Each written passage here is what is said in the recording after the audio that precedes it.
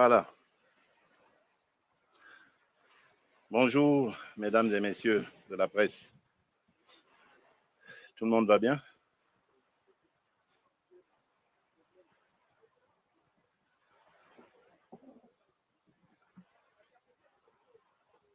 Bien sûr.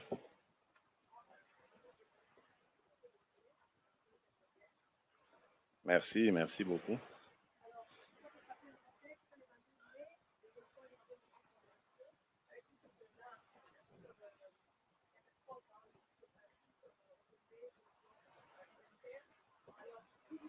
Bonjour, mesdames et messieurs de la presse.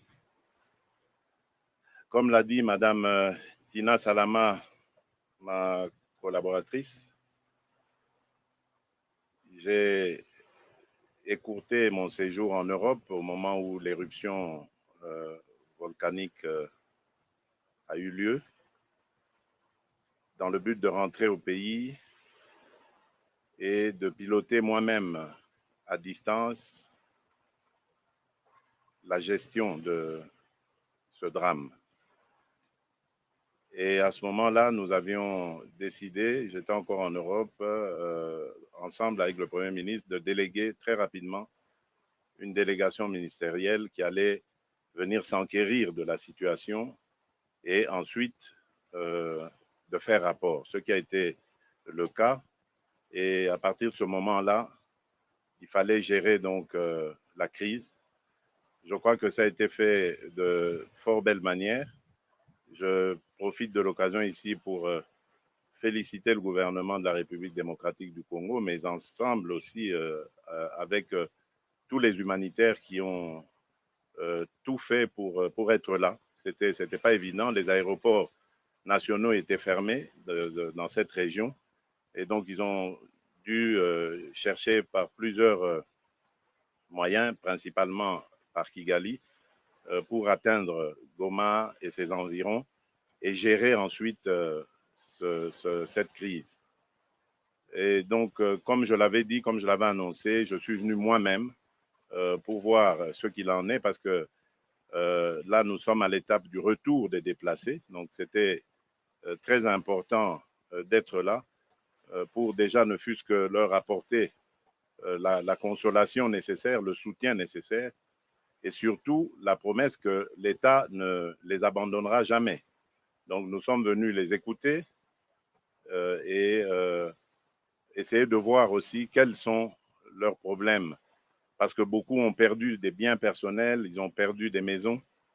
Et donc, il faut très vite s'enquérir de la situation, de l'étendue de tous ces forats où se traiteront ces dossiers. Je tenais à vous dire en substance, avant éventuellement de me prêter à vos questions, je suppose qu'il y en a, et de présenter notre ami Andrew Forrest, à qui aussi vous pourrez poser des questions. Je vous remercie.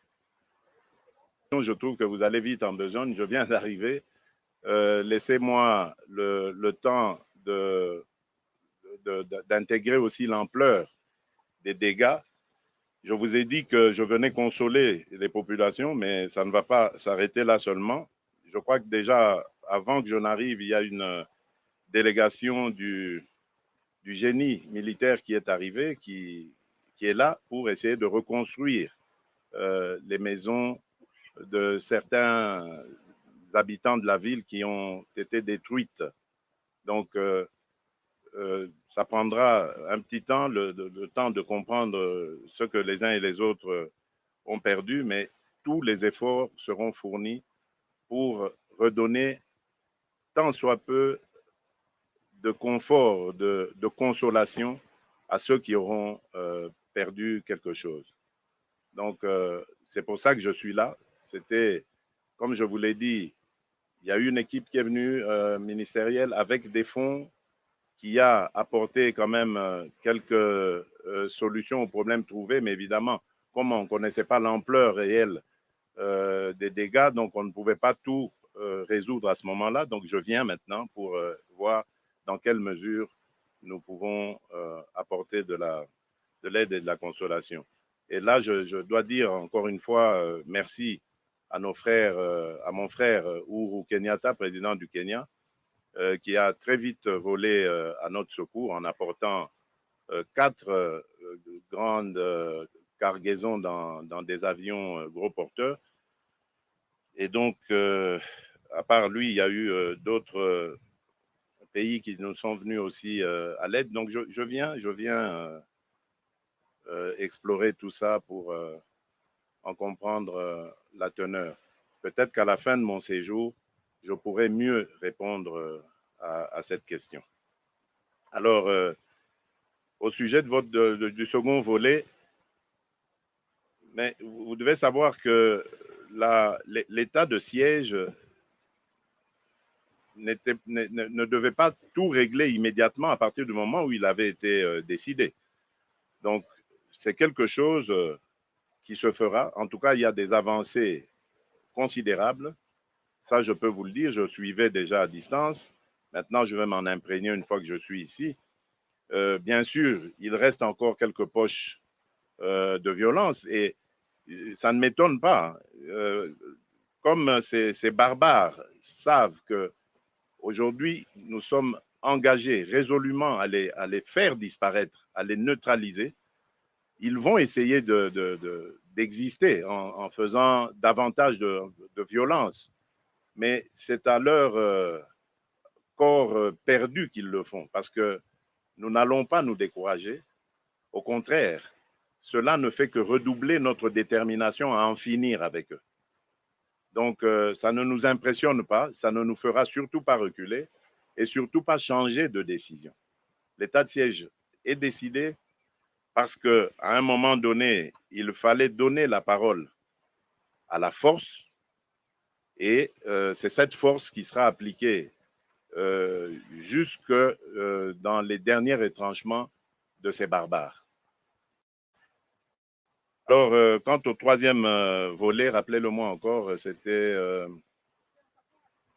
avec, oui, les miliciens qui sont partis, qui, oui, ça c'est un problème que je déplore toujours, mais soyez tranquilles, là aussi il y a des solutions. Très bientôt, je pense la semaine prochaine, je vais désigner les animateurs du processus DDRCS, démobilisation, désarmement, réinsertion communautaire et stabilisation, dans le but justement d'encourager ces redditions et surtout de prendre en charge ces jeunes gens qui vont quitter ces groupes armés et les préparer à une nouvelle vie en communauté. Donc cette fois, il y a du concret. Et là, j'aimerais aussi saluer au passage le soutien de la Banque mondiale qui a très vite volé à notre secours en nous apportant 50 millions déjà pour commencer dans la cagnotte de ce processus DDRCS. Et j'ai bon espoir que c'est un processus qui marchera parce que cette fois-ci, le but est vraiment de prendre en charge ces miliciens du début jusqu'au moment où ils vont retourner complètement transformés dans leur communauté. Voilà.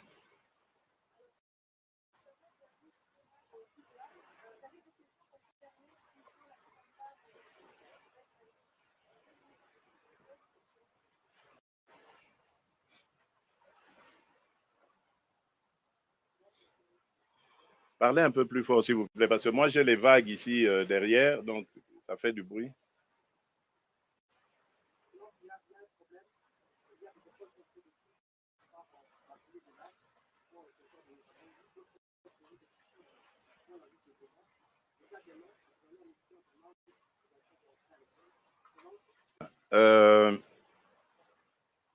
Bon, je suis au courant par rapport à ces écoles et je suis complètement désolé par rapport à ça.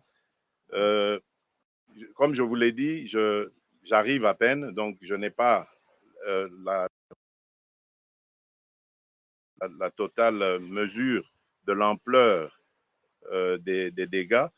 Mais de la même manière que nous sommes résolument engagés à reconstruire certaines maisons, j'ai parlé du génie militaire qui est déjà ici, je crois que vous êtes même mieux informés que moi pour le savoir, nous aurons la même détermination aussi à réparer les écoles qui ont été détruites ou abîmées. Donc, laissez-moi quelques jours, le temps de voir les autorités de la place, d'aller saluer les déplacés, les sinistrés, d'avoir une idée de la question. Je pourrais décider alors à ce moment-là de manière judicieuse. Merci.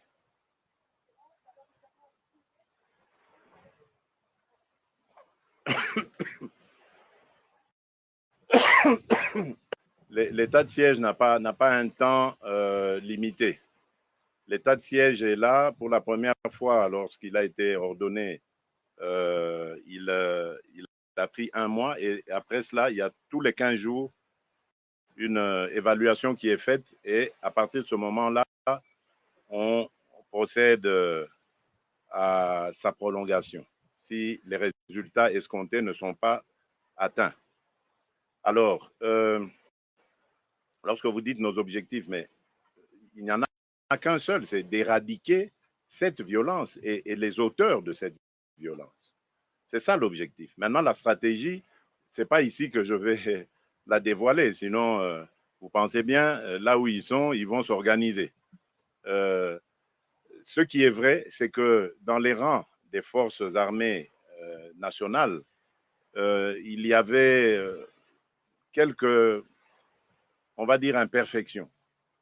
Et ça, je compte y travailler. J'y travaille déjà, mais je compte encore y travailler. Je ne veux pas vous dire des imperfections de quel ordre, mais est-il que ce que nous allons faire est destiné à renforcer les capacités de notre armée, des forces de sécurité, parce qu'il n'y a pas que l'armée qui doit travailler. C'est vrai, elle opère sur le terrain, mais il y a la police qui doit protéger les populations. Il y a les services de renseignement qui doivent traquer ces barbares et leurs réseaux, à la fois internes et internationaux.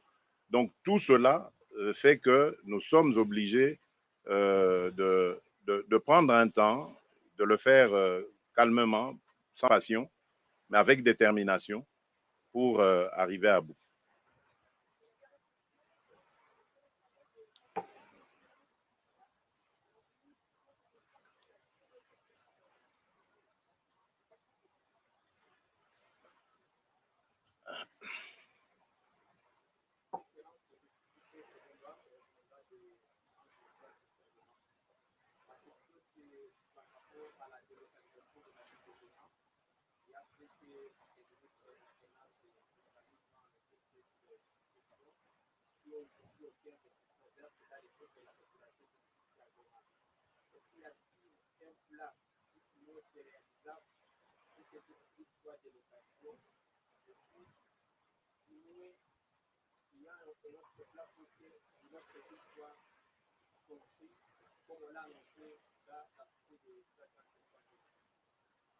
Très bien.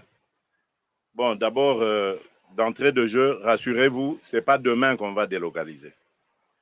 Donc, vous devez être tranquille. Mais vous êtes peut-être jeune, je ne sais pas quel âge vous aviez dans les années 70, si même vous étiez déjà né, je ne sais pas.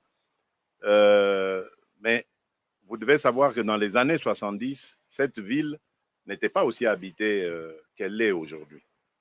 Ça veut dire que vos parents, vos arrière-grands-parents étaient peut-être ailleurs et ils vivaient bien. Donc, qu'est-ce qui s'est passé?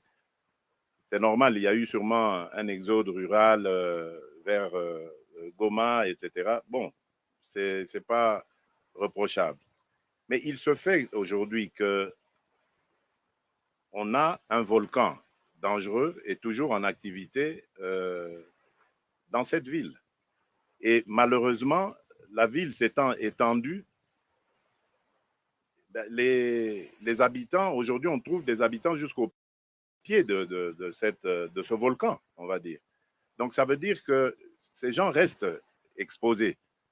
c'est vrai qu'on dit que ce volcan revient tous les 20 ans et qu'ici, les gens traditionnellement considèrent ce volcan comme un voisin. Ils disent même qu'ils vivent en voisin avec le volcan, mais la responsabilité des autorités que nous sommes, c'est de protéger les populations. Et ce qu'a dit le ministre, c'était quelque chose de sensé, qui va dans le sens justement de protéger les populations. Et c'est ça notre intérêt. Moi, je ne veux pas que dans 20 ans, si je suis encore en vie, qu'il y ait une éruption ici et qu'on fasse le procès de ceux qui ont vécu, qui ont été des autorités en cette période, qui ont vu ce volcan et qui savaient que ce volcan allait ressurgir encore dans les années qui viennent, de n'avoir rien fait. Je ne veux pas qu'il y ait ce procès. Je ne veux pas rester dans l'histoire comme étant responsable d'une telle catastrophe. Et vous savez, pour ce qui est arrivé ici, il n'y a pas eu de signe précurseur, annonciateur de cette éruption. Donc, ça veut dire que ça peut arriver. Et les gens disent peut-être 18, 20 ans, peut-être que ça peut arriver dans moins que ça, moins de temps que ça. Et d'une manière encore imprévisible. Donc, nous devons prendre nos précautions. D'ailleurs, en marge de cela, j'ai aussi décidé de créer une agence de, de, de prévention des catastrophes et de gestion de ces catastrophes-là. Donc, c'est tout à fait normal. C'est un mal pour un bien. Aujourd'hui, ça nous pousse à réfléchir à ce genre de choses. Donc, ne le prenez surtout pas mal et ne croyez surtout pas que ça va se faire au détriment des intérêts des populations. Donc, nous ne déplacerons ces populations de Goma que si et seulement si nous sommes sûrs et nous avons les moyens de créer une nouvelle ville ou une extension d'un autre côté de la ville pour déplacer tous ceux qui sont au pied du volcan et les protéger en les mettant ailleurs. Donc, soyez vraiment rassurés. Il n'est pas question de brusquer qui que ce soit ou de piétiner les droits de qui que ce soit. Voilà. D'accord. D'accord, non, non, on peut prendre une dernière. Très bien. Merci, Monsieur Tikouma. Voilà. Non, je crois que cette question, il faut attendre Monsieur Andrew Forest pour la lui poser. Et parce que vous avez raison, les Congolais ont trop attendu. Depuis Inga 2, on a annoncé, et Inga 2 c'était dans les années 80, on a annoncé Inga 3, Inga 4, ce n'est jamais arrivé. Et lorsque moi, je préfère parler du moment où j'arrive aux affaires, parce que là, au moins, je connais. Ce n'est pas, des racontards, c'est du concret, c'est du vécu. Lorsque je suis arrivé aux affaires, j'ai trouvé l'existence d'une sorte de consortium qui n'en était même pas un, parce que j'ai rencontré les Espagnols d'un côté qui disaient qu'ils n'étaient pas du tout dans le consortium avec les Chinois, pas encore, ils ne l'avaient pas encore formé. Et puis plus tard, j'ai reçu une forte délégation de la Chine, emmenée par le ministre des Affaires étrangères chinois lui-même à Kinshasa, à qui j'ai expressément posé la question sur l'intérêt de la Chine dans le projet INGA. Et sa réponse était claire. Pour le moment, il n'y était pas engagé. Il serait éventuellement intéressé s'il y avait un développeur avec qui il pouvait discuter, etc. C'était clair. Donc j'ai compris que ce consortium, ce projet, à travers ce consortium, était mort, ou mort-né ou inexistant. Et puis j'ai rencontré d'autres, je ne vais pas les citer tous, ça ne sert à rien, j'ai rencontré d'autres souscripteurs, je peux, si je puis les nommer ainsi, qui sont venus avec les mêmes ambitions de vouloir développer ce projet, etc. Et ça fait maintenant, 2 ans et demi que je suis aux affaires. Je n'ai toujours rien vu d'aussi concret, d'aussi prometteur que le projet que nous présente aujourd'hui M. Andrew Forrest, et j'ai dit que c'est lui qui vous en parlera le mieux parce que c'est lui qui finalement va devoir investir les moyens qu'il a. Donc c'est lui qui pourra le dire, mais pour la première fois, depuis mes 2 ans et demi, je ne parle pas d'avant, je ne sais pas ce qui se passait, pour la première fois, je vois un investisseur sérieux.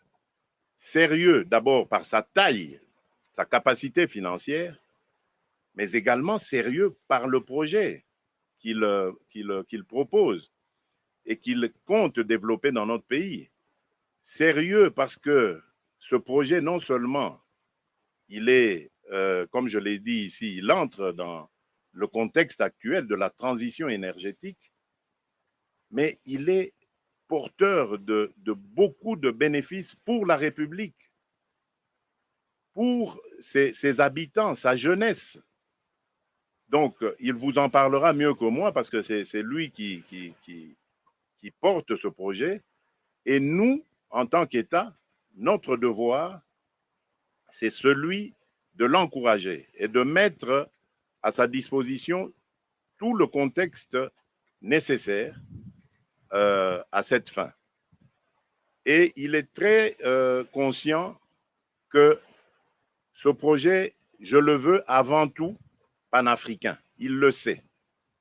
Et je lui ai dit que ce projet doit être ouvert surtout à nos frères africains qui frappent à la porte pour accéder à celui-ci. Nos frères africains, mais également à d'autres aussi, parce que, mais c'est lui qui en parlera le mieux. Il est très ouvert sur cette question. Il a bien sûr ses principes que je partage aussi, c'est-à-dire qu'il veut que tous ceux qui viendront s'inscrire dans ce projet tiennent compte de la formation des Congolais à la gestion de ce projet et à son maintien. Il n'y a pas meilleure offre que celle-là. C'est vraiment du win-win tel que je l'entends dans toute coopération que mon pays va développer avec des partenaires, quels qu'ils soient. Ça doit être du gagnant-gagnant. C'est pour ça que lors de mon dernier passage au Katanga, à Kolwezi précisément, j'ai tapé du poing sur la table en disant je ne peux pas comprendre un tel partenariat où c'est celui qui vient investir qui est toujours heureux et nous, on n'a rien, on ne retient rien de ce partenariat. On ne garde rien si ce n'est que des petites constructions ci et là qui n'ont aucun impact ni sur l'économie, ni sur le développement humain de nos populations. Donc voilà, ce sera avec M. Andrew Forrest le premier exemple de ce qu'est ma vision, ce que je souhaite voir dans un partenariat win-win avec des investisseurs étrangers, d'où qu'ils viennent. Voilà.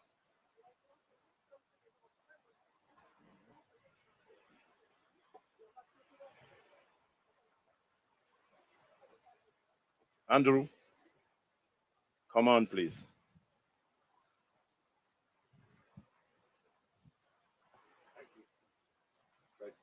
Okay. Can I stand here? Yes. No. Go there. Yes.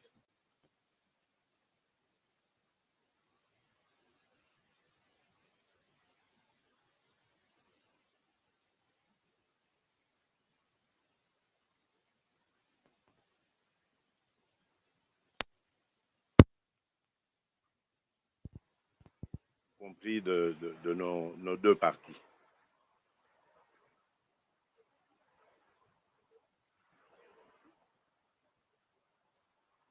Ben, je crois que je n'ai plus rien à dire. Je crois que M. Forest a été clair.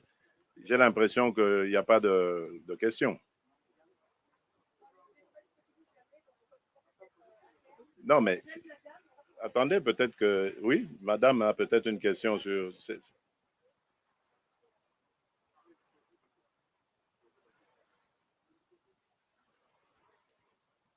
D'accord.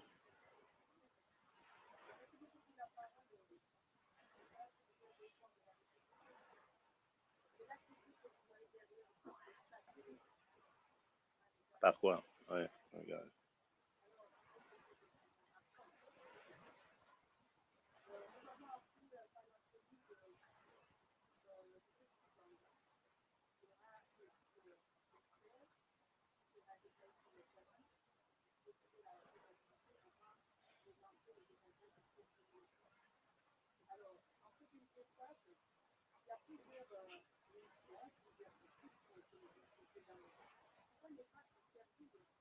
Merci, madame. À propos du dégazage du lac Kivu, vous devez savoir que c'est une préoccupation du gouvernement, une préoccupation devenue d'ailleurs prioritaire. Je pense que le ministre des Hydrocarbures a séjourné ici récemment. Je ne l'ai pas encore vu, malheureusement, mais il est venu ici avec les entrepreneurs ou les représentants de cette entreprise qui va travailler sur le dégazage. Je ne l'ai pas encore vu pour en savoir davantage, donc je ne vais pas vous dire des choses que je ne maîtrise pas. Tout ce que je peux vous assurer, c'est que nous sommes vraiment impliqués là. Nous avons eu très peur avec la dernière éruption volcanique. Et donc, vous pensez bien que désormais, nous sommes focalisés sur cette opération de dégazage. Je vais la suivre particulièrement et j'ai confiance en notre ministre qui est jeune et dynamique pour trouver des solutions là-dessus. Donc, lorsque j'aurai un rapport assez précis sur les démarches qui se font, à ce moment, je pourrai mieux en parler et en toute assurance.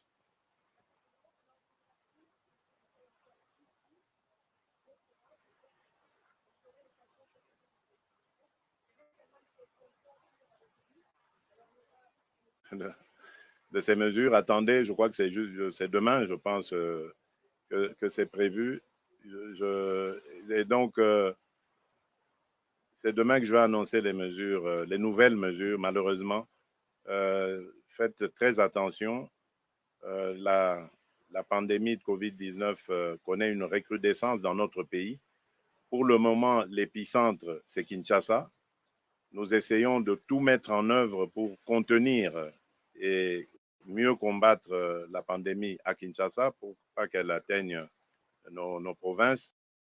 Mais attention quand même, vous êtes aussi une porte d'entrée dans la République par l'aéroport international et par les frontières que nous avons avec les pays voisins.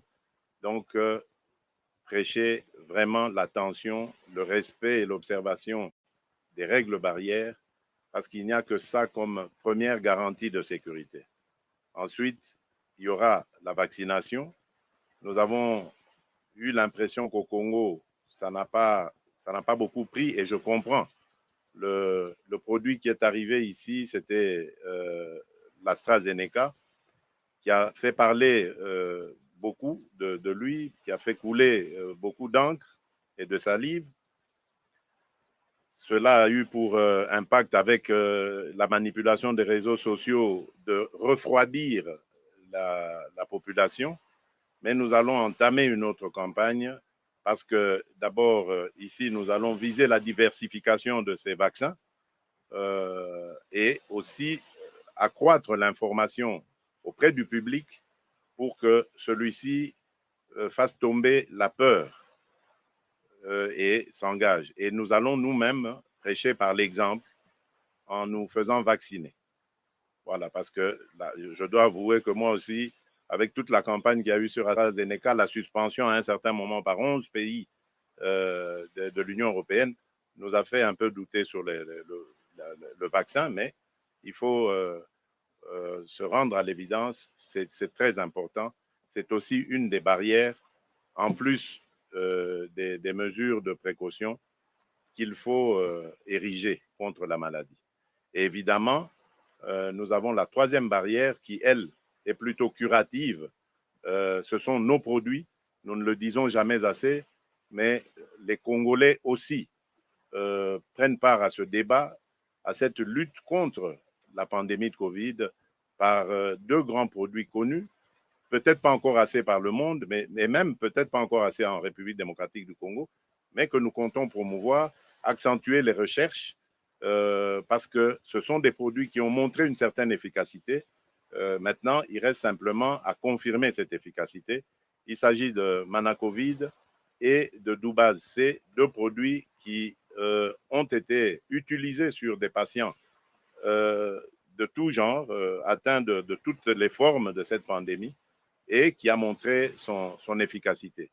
Donc, il nécessite davantage de recherche pour enfin montrer à la face du monde qu'on peut aussi compter sur la République démocratique du Congo dans la résolution de cette problématique de la pandémie de Covid-19.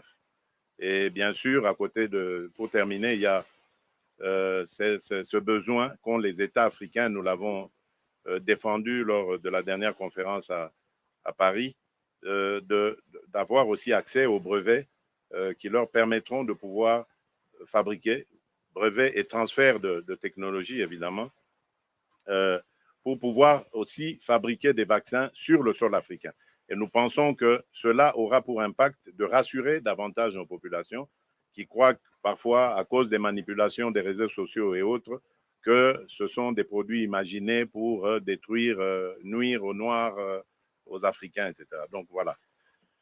Ce que j'avais à vous dire en substance, et je vous remercie encore pour votre attention et je vous dis à bientôt. Je suis encore là, je vais bouger dans la région, mais je terminerai par Goma avant de rentrer sur Kinshasa.